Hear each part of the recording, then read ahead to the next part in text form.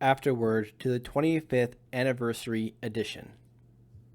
The ideas in this book have served me well for most of my life. Nothing in the past 24 years has suggested to me that my basic view of how the world works is incorrect.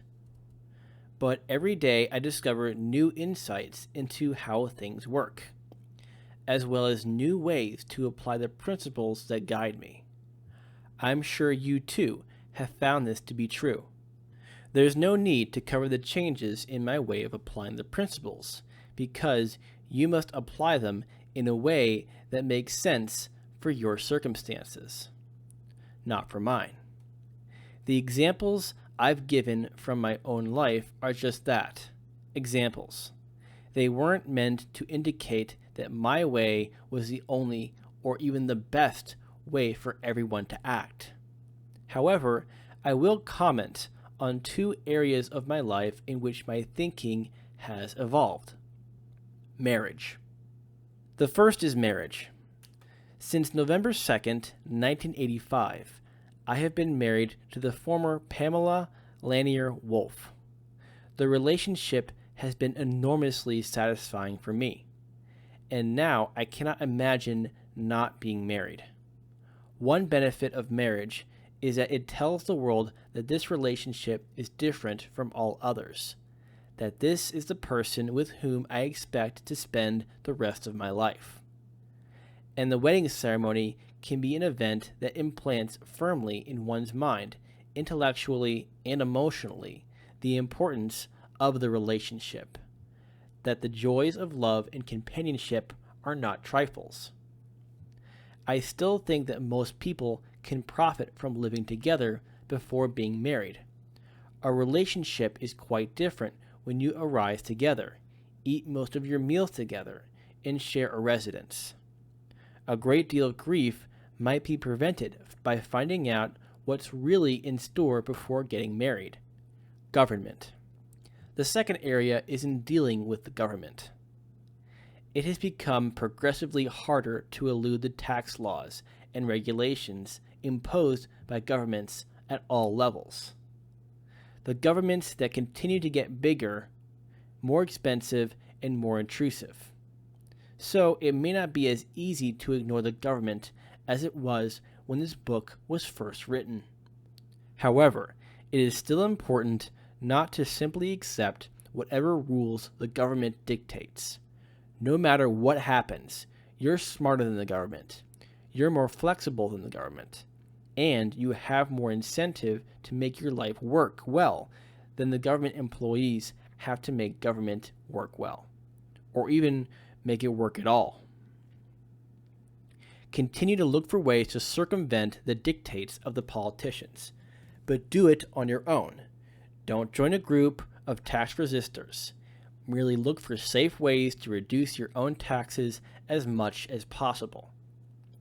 As government has become bigger and more unwieldy, more and more people have learned that government delivers very little of value.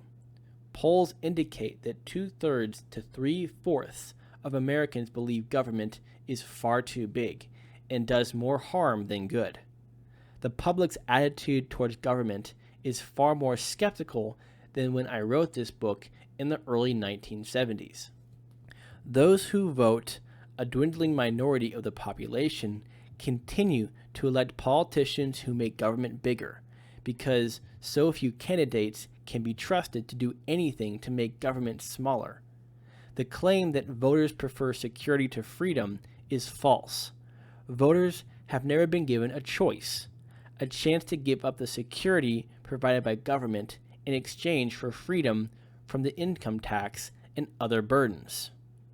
I believe there's a good chance today that most Americans can be roused to demand a large-scale reduction in the federal government, if they are offered a clear path from where we are now to much smaller government, much lower taxes, and much less government control of their lives. This inspired me to run for president in 1996 as the candidate of the Libertarian Party. My decision wasn't contrary to anything I wrote in this book. I ran because I wanted to, and I enjoyed it immensely. I may even do it again in the year 2000. Trying to change the country as a way of changing my relationship to government is what I've called an indirect alternative, one that depends for success upon decisions made by others. But I saw my task as little different from a business executive who attempts to turn an ailing company around by motivating its employees. I saw an opportunity, and the challenge was too enticing to pass up. The campaign also may seem to be an example of the group trap, a situation in which your success depends on the efforts of other people. But success wasn't dependent upon winning the election. I ran to please myself, and I encouraged others to participate only if they would enjoy the experience. Fortunately, most libertarians aren't prone to self-sacrifice. I have had a very exciting life, living 6 years in Switzerland, in 5 years in Canada, seeing my books on the national bestseller lists, including one that reached #1, watching my expectations for one-away gold and silver prices come true in the 1970s, traveling, meeting celebrities, living well. But the most exciting 2 years of my life were those I spent running for president. I traveled to 37 states, appeared on over 500 talk radio shows, spoke before groups all over America. I was encouraged to find that most Americans are fed up with big government. I continue to believe, as I said in the government chapters, that no one has an obligation to vote or to try to change society. But I was glad to find that so many people wanted to be a part of my presidential campaign. You have to decide for yourself whether to participate in any group endeavor. And one thing to weigh is whether you will consider your participation to have been worthwhile, even if the group doesn't achieve its main objective. No one can predict whether the effort to reverse the trend to big government will succeed, but anti-government sentiment has grown so strong that I now think it is possible for someone who can rally that sentiment to be elected president. The odds may be against us, but it no longer seems impossible. However, it seems obvious that such an endeavor will never succeed through the Republican or Democratic parties, as demonstrated by the candidates they nominated in 1996. Success will require a strong third party, one whose overriding purpose is to reduce government. The only realistic possibility I see for that role is the Libertarian Party, whose members are united by a desire for individual liberty, personal responsibility, and freedom from government on all issues at all times. If the Libertarian Party succeeds in becoming a strong force in American politics, it may eventually become as corrupted as the old parties. But until then, it provides a refreshing alternative.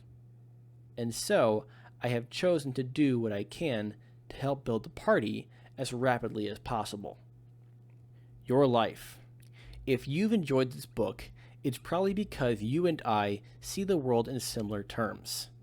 The book has been useful because it extends what you already knew to logical conclusions that make sense to you. But you and I are not the same person. Our understanding and knowledge may overlap, but they won't coincide exactly. I enjoy my life because I refuse to model it after the life of anyone else. I refuse to accept a way of doing things simply because it seems to work for someone else. I refuse to assume that what has made others happy is certain to make me happy. You will enjoy life to the fullest only if you exercise the same independence from me as well as from the rest of the world.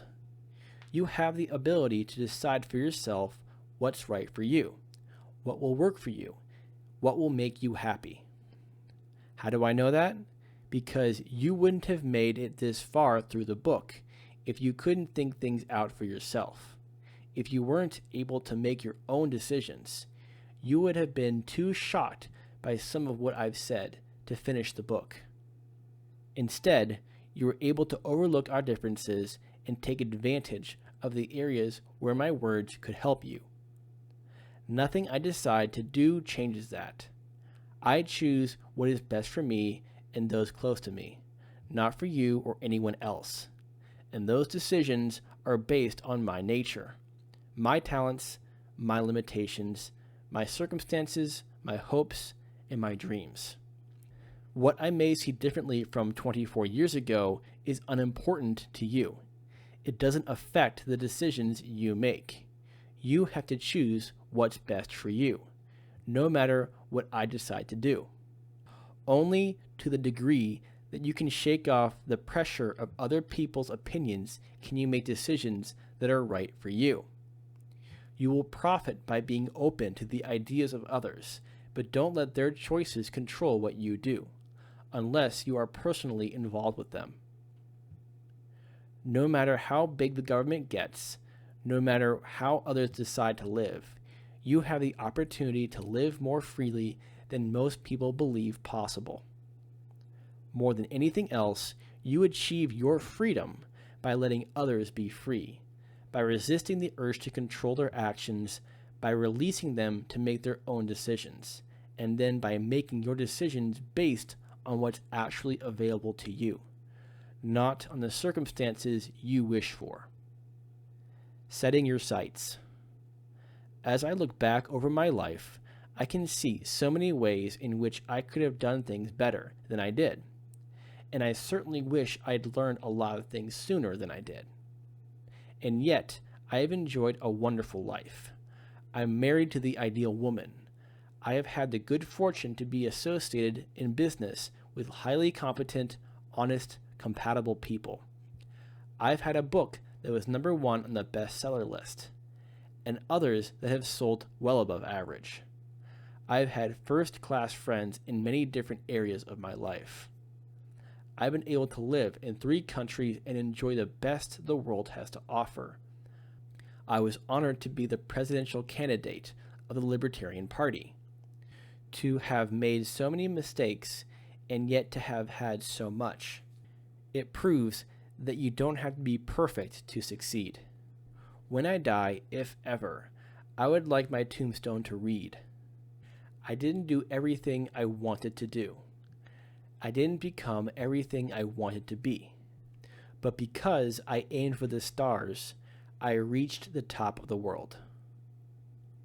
I don't advise being careless or sloppy. I do advise that you hold fast to your beliefs and act in the best way you know how. But then forgive yourself whenever you fail to measure up to your standards. You will never be perfect, but you can be free and happy. I hope you make it.